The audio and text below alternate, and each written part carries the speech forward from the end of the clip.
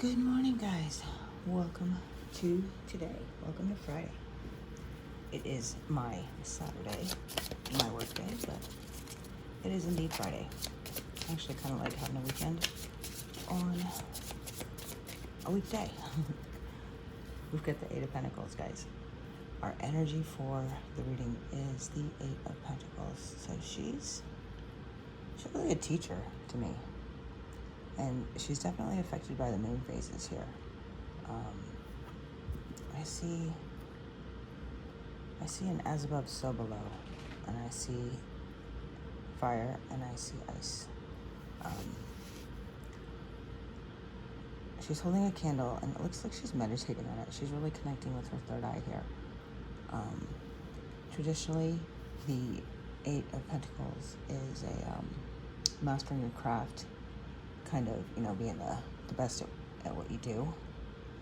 But this doesn't strike me as just that in this deck. I see her as a teacher. I see her knowing that in order to master your craft, you need to teach it. You need to have students that are teaching you back, because you can't master something completely alone.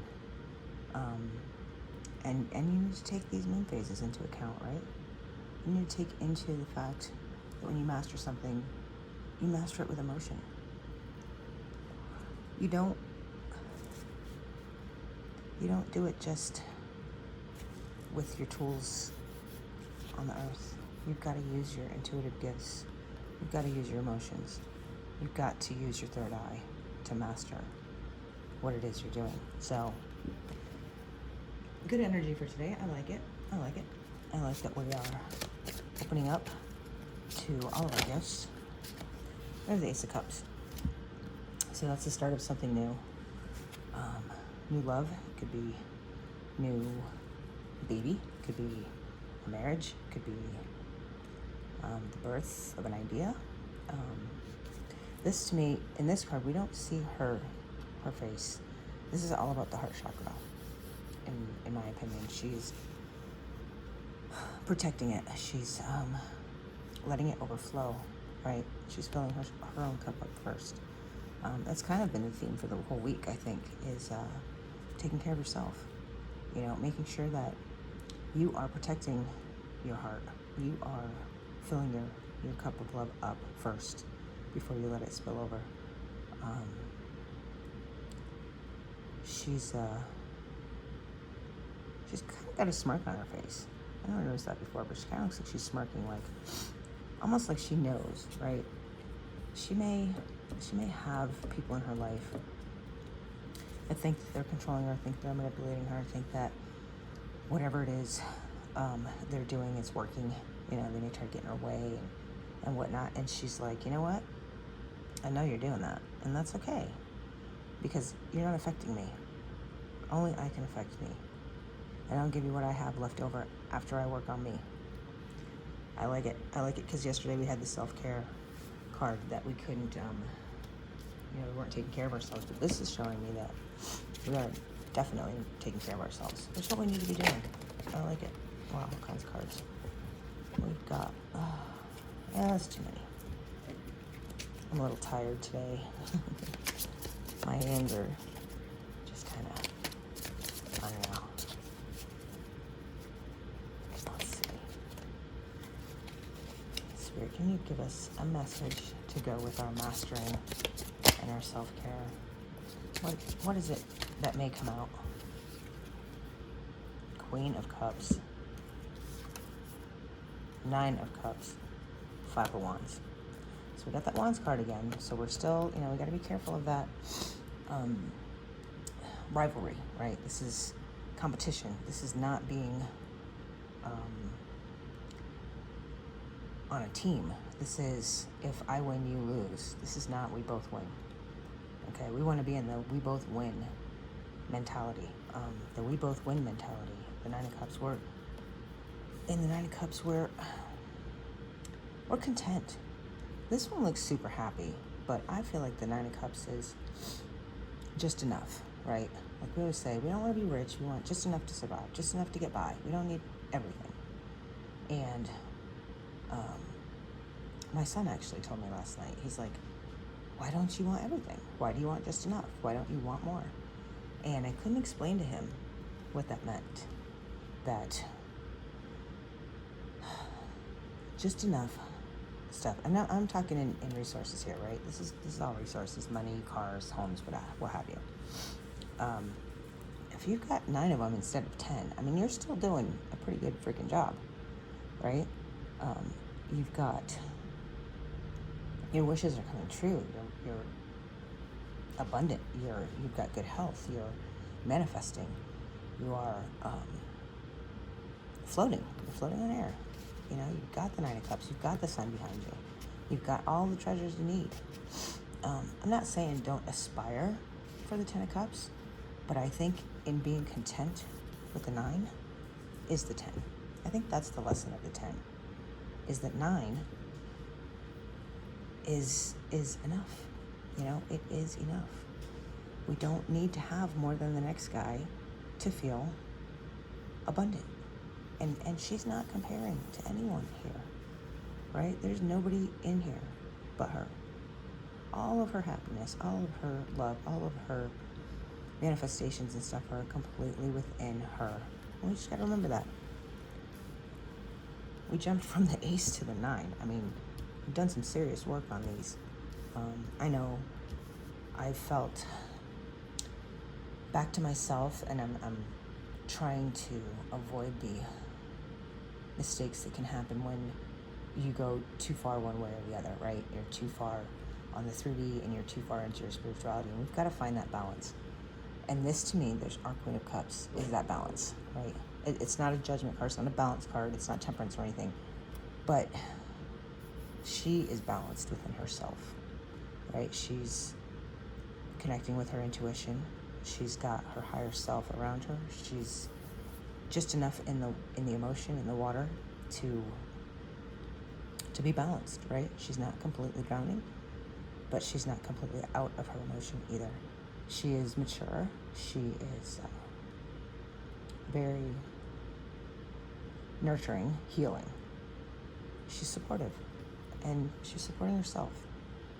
All of our cards today, guys, except for the one to be cautious of, are solo cards for the most part. And we've got 3 cups. We go from the Ace to the 9 to the Queen. I love that. I mean, we're really starting to see how to take care of ourselves. You know, and Spirit just warns, be careful of competition, be careful of jealousy, and don't let that get the best of you, and don't let anybody else who has it bring you down or push you down, you know? Master it. Master what it is you're doing, and master it because you love it, right? We always do better with things that we love, right? Because you're giving more effort, because you're truly passionate about it. Be passionate. Find that passion again about what it is you're doing, and you will be successful, right? You will be that master. And there's always going to be competition. There's always going to be somebody trying to keep you down. There's always going to be somebody even trying to use you as the ladder, right? So just be mindful of that. It's out there. It doesn't mean you have to let it affect you. Protect yourself from it. Know it's there. And just really, it will be comical when you start to realize it. You'll start to see it. It's literally like, I can't even explain it. It's kind of like, what's the best way to describe it? When you know a salesman, let's say a car salesman, okay? And I don't mean just to pick on you guys, because car salesmen are great. But you know walking in that they're going to try to get you to pay the highest price that they can. So you walk in defensive off the rip, right? And you smirk because you know what price you're going to pay. And they always ask you, well, what monthly payment do you want? Instead of how much do you want to pay? Because they're not worried about the final cost. They're worried about the interest they're going to get and the markup, right? So they just want to keep you in the mindset of it, it's just a monthly payment. Well, if that monthly payment is $600 for 7 years, as opposed to it's, $400 for 2 years, that's a big difference. but they want you to look at the 400 versus the 600, right? So they're trying to misdirect you. And you can smirk and say, no, I know what I'm doing. I know what I want. I've mastered it. I'm balanced. And I'm going to get it. And you're not going to stop me. And you don't have to let people know that you know that, right? You don't have to, I don't want to say brag, but you don't have to prove to them that you're smart enough to see through them. Only you need to know that. You're almost better off to not tell them. You're better off to just let them do their thing, let them try, and let them see, in the end, that you were on to them the whole time. All right, guys, let's get some advice for this. Alrighty, Four of Swords. I love it. I love it. Fours are all about stability. I mean, I'm sorry, I said swords and it's wands. I guess I'm in my head. But yeah, so the Four of Wands, it's stability. It is, it's a homecoming. It's a celebration. It's, with it being four and stable, I feel like that's family. You know, a family reunion. And it might just be that you're finding your soul tribe again. I know I am. I've, literally within 2 days of getting out of my funk, if you will, and just really embracing my changes and knowing that God put me here for a reason. I have reconnected with family members that I had not seen in years. I've met new friends that I know will be my soul tribe. I know I will learn a lot from them, and I will teach them a lot. It was really refreshing to have people around me that were like-minded, that had gifts and that had spirituality and had belief system in themselves, and knew that we were going through a shift, and knew that there was a collective and that we were all sharing a level of emotion or a level of discomfort, if you will. And we're finding that again, guys. We are finding that again. And if you haven't, put yourself out there. Go to, I don't know. I actually went to a metaphysical shop out here called the Blue Eagle, which I love. It's a store that I love. And in my little funk, I had refused to go there since I got here, which is funny because I would come visit for 3 days and I would be there 4 or 5 times. And I finally went there for the first time on Monday, and it was amazing. It was amazing. I walked in and, you know, I didn't spend a lot of money. I spent probably 20, 30 bucks, but it was just enough to remind me that I do have a tribe, that we are all connected, that we're not all alone, and that sometimes our tribe isn't going to find us until we go looking for it. I had asked the associates that were working there for a shop that did Reiki healing and, or, you know, tarot readings, whatever, what have you, figuring I would just go and be a client before I try to get back on the horse of making this my full-time business. And the gentleman said, well, you know, there's a few shops in town, but the one I like, they have a different practitioner every day or every so often or whatever. So it kind of reminded me of when you go to the hair salon and you know, there's one name for the hair salon, but each person is their own business because they rent their chair, right? They're not a cohesive business as far as that goes.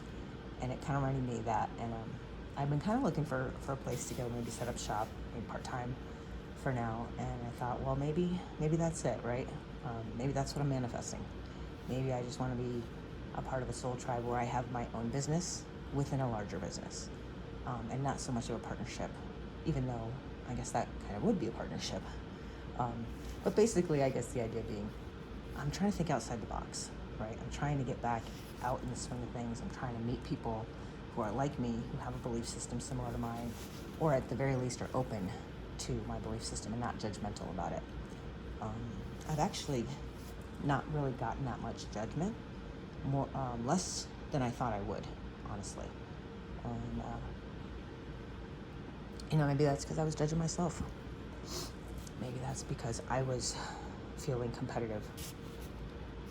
But find your soul tribe, guys. I love it. It's a beautiful reading. We've got all 4 elements. We've got wands. Oh no, we're missing swords. So we are in fact not so much in our head anymore. I love that about it. And lots of love, guys. Lots of love. With that, I will leave you and have a wonderful weekend. And I will see you tomorrow.